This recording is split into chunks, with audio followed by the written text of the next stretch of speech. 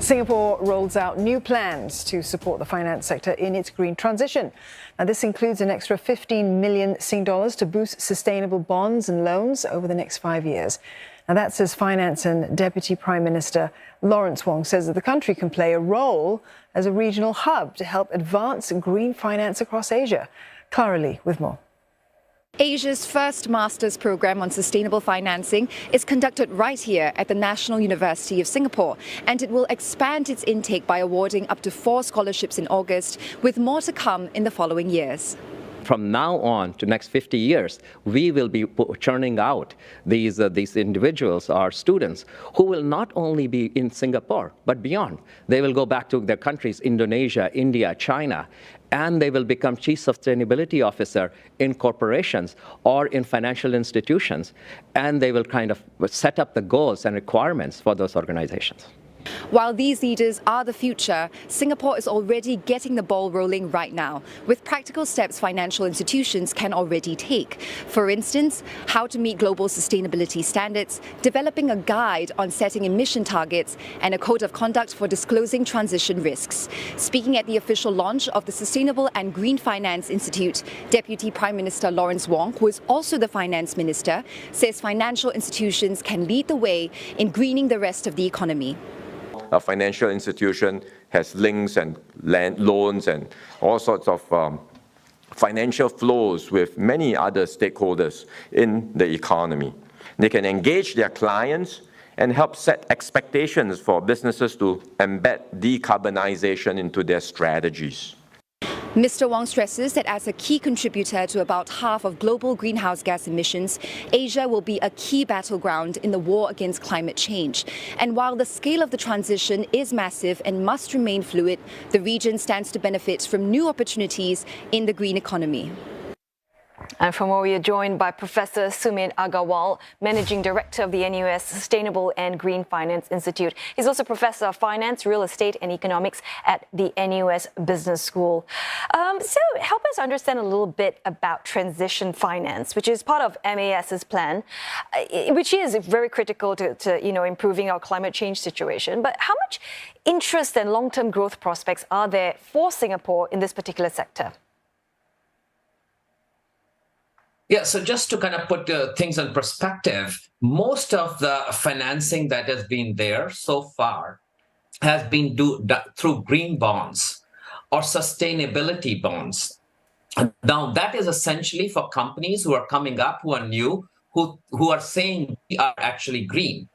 But the majority of the problem is not that. Majority of the problem is that existing companies who are brown, who actually have big emissions, and carbon emissions, but instead of letting them die because they are emitting carbon, the right approach is to convert them to green, which is this idea of transition finance. You give them finance so they can transition from being brown economies to green economies.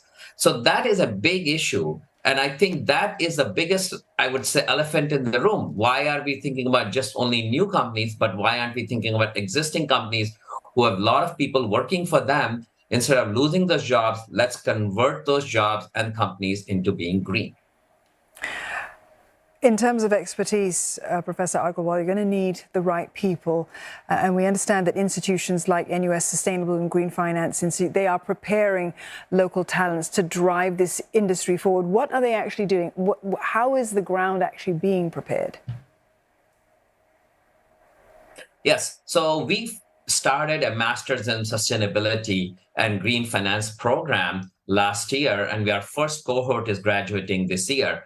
Again, this year we'll expand the program, and there is a big need. Most companies don't even have a sustainability officer. So our students will actually be the first cohort to be actually taking charge in many companies in Singapore and beyond. Then they will lay the groundwork going forward to actually put this green and sustainability plan in action for the world to see, including financial companies, not just corporate world. And so we have been gearing up for this. Actually, we designed completely new curriculum, keeping in mind green bonds, sustainability bonds that DPM talked about today. And this is a very important transition that we see going forward. And, before, these students move on in life and get those jobs, those green sustainability jobs, what exactly are the sort of skill sets and research areas that they need to get into to, further grow our green finance market? Yeah, so that's a very big thing. Right now, I think we have inconsistencies around the world. What DPM Wong talked about, the 3Ds, the data, the definition, and disclosures. Most of the data that exists when we think about corporate data disclosure is actually not having a quality enough, high quality data enough. Then when we think about definitions, the definitions are all over the map. They're not compatible from one company to another company, and from one disclosure to another disclosure. And so I think the first thing that we are trying to do at SG Fin is trying to kind of map out these 3Ds. The data quality has to be correct, the definitions have to be consistent, and disclosures have to be correct. So I think this is how and this is what we are teaching our students, that look out for these issues. Obviously, we are doing much more than that, but this is the key of us moving forward. Well, Professor Agarwal, against the backdrop of those disparities, how easily are the skills that those students are going to acquire, how easily can they be transferred given how different regions have different green priorities as it stands? That's a good challenge, clearly. Like if you go to India versus China versus Singapore, I mean, Singapore is a leader who's saying, like, look, carbon tax will go up to $80 over the next 10 years, where India, Indonesia, and most other countries have no such plans. And their plans are like, look, we have to look out for economic growth rather than worry about sustainability. So you're actually pointing to a big problem, and our students will have to cope with it. But the good thing is that, look, if Singapore sets the standards and saying, look, these are the way you can access finance, green finance or transition finance, companies even in those countries will have to comply with these things if they want any of these financial vehicles for them to utilize. So they will have to comply. Even banks across the world will actually adopt what NUS, what Singapore is proposing. And when it comes to the various types of, ESG jobs that's going to be out there in the future, give us a hint, on what would they look like and the kinds of reskilling and then upskilling would be needed? Because I imagine that the finance workforce to do with, the green transition would constantly change.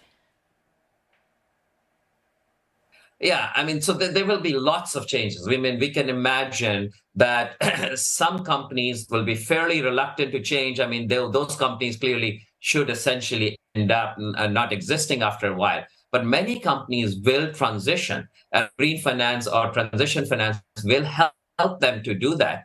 And all these be in F&B sector, could be in financial sector, could be in coal. I mean, think about just coal itself. I mean, coal industry or oil industry knows how to capture carbon and actually kind of put it away in these mines that they have been excavating coal or gas from. So they have a lot of knowledge in capturing carbon. So they could easily transition, and that will create new jobs, even in industries which we thought should be actually sunsetting. So they could actually industries that could be rising, actually they could be sunrising. Well, thanks very much for sharing with us, about the green sector. That was Professor Sumit Agarwal from NUS.